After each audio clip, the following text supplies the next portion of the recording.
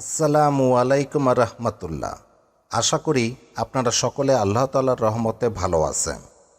আমি আজ আলোচনা করব পরচুল বা পরচুলা ব্যবহার করা সম্পর্কে ইসলাম কি বলে। তো আসুন আমরা জেনে নেই হাদিস ও কোরআনের আলোকে।